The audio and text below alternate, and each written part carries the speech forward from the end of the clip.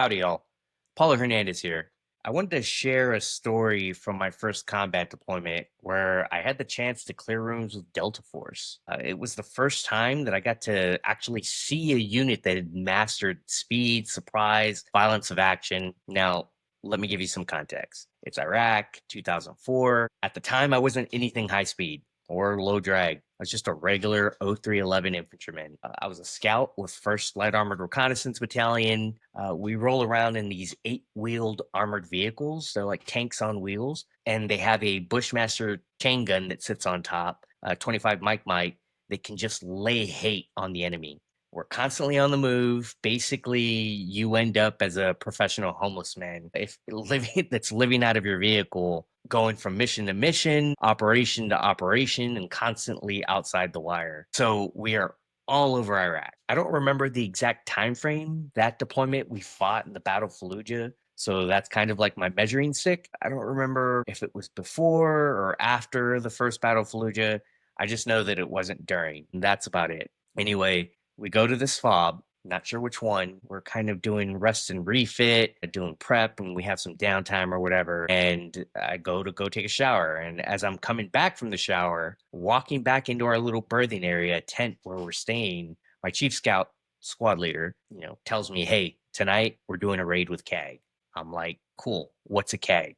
He just gives me this serious look with a little smirk on his face and just says Delta Force. I immediately get super excited. I look over my other platoon mates that are in the little berthing area, and they're all super excited. I could just feel this excitement because we're all expecting to go get some. Anyway, we get sent to their compound for a mission brief, and just the fact that they had their own compound on a base was pretty ninja. I'd seen those things before, but never got to go onto one. And so that was my first time doing that. And as I'm getting there, I'm expecting to be working with these young, fit, stud looking dudes like from Black Hawk Down or Arnold Schwarzenegger in Commando.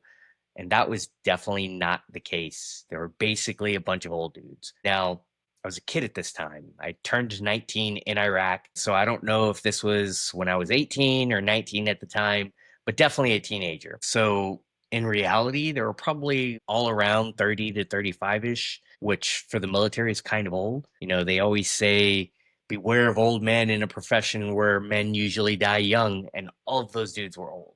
One of them was even kind of fat. He was not like fat. He was just big. He still looked like a hoss. He looked Samoan or something. The dude might have been an offensive lineman in college or something like that. He was just a big dude, a beast. Not the type of guy that I was expecting to be an operator. And when I say operator, not just any operator, the operators. I mean, the course they go through is called the Operator Training Course, OTC. This was definitely one of their Sabre squadrons. I think it was like 8 to 10 people. I don't really remember the full amount of deltas that were there, but this was the first time we were working with them. The mission was to kill or capture an HVT. Obviously, they were the raid force and we were the cordon. I think they were planning or expecting for something to pop off, and that's why they wanted an armor asset just in case. That's the whole reason we were there. And I remember as it, got dark, we're driving to this objective. I remember seeing all these little birds just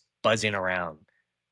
It's not something that we're used to or that I was used to. So I remember having this like air of confidence. Not only are we in armored vehicles, we've got Delta Force with us and all this air asset supporting us. So you feel pretty confident. Anyway, we get to the objective. Immediately we start setting up the cordon, and Delta, they just disappeared. They hit the house with lightning speed. I'm out there holding security for a little bit. It's kind of dark. Next thing I know, after a few moments, their team leader runs out and he's running towards our vehicle. I always rode in our platoon commander's vehicle. He's running towards our vehicle and he's like, "Hey, they're not here. We need some bodies now. I'm going." It wasn't all of us that went. There was obviously still some scouts that were being left behind, but for the most part, a good chunk of the scouts starts following these Delta dudes to start hitting these other houses that are in the area. It seems like we had just missed them. So anyway, we're going into these houses and it all starts off clean.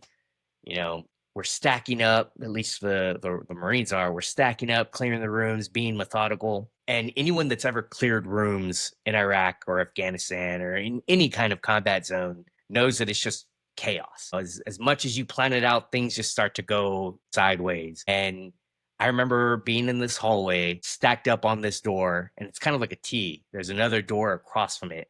I'm stacked up waiting for someone to give me a bump, and I see this Delta dude just flow into this room. I immediately think, oh, this dude just went in by himself. He didn't know that there wasn't anyone behind him. So I start trying to cross to, back him up. And as I'm going into the room, he's coming out. We kind of bump into each other, and he's just like, he kind of whispers to me, it's clear.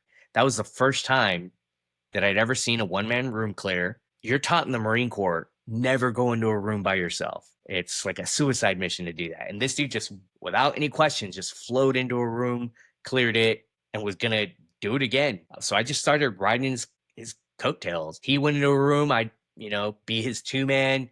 And, we cleared all these rooms and kind of switched roles a few times. Most of the rooms were pretty quick. There was nothing going on. And we hit multiple houses that night. And I was following this dude until there was people in a room. They were civilians. They weren't threats. I remember it being an old lady, and I'm ushering him to where, kind of we're collecting people. And he just kind of continues on. He disappears. And as soon as I take that lady to the little collection point, I start looking for work and I start trying to clear other rooms. But by that time, it had kind of all ended. It was fast. Even though we had hit multiple houses, everything happened super fast. Lo and behold, we had bad intel.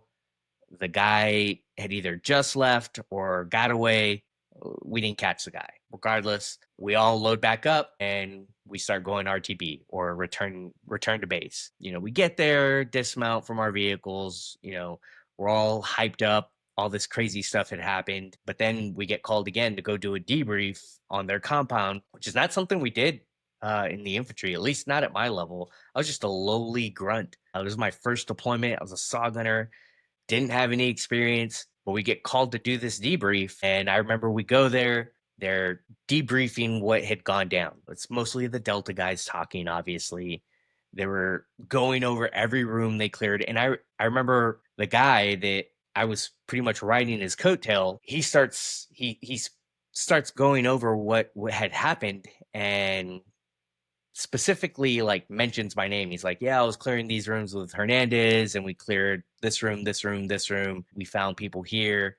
And I remember sitting there like listening to all this. I didn't say a word, and just being super confident. This Delta Force operator who had mentioned my name in a debrief. And I remember feeling like super proud.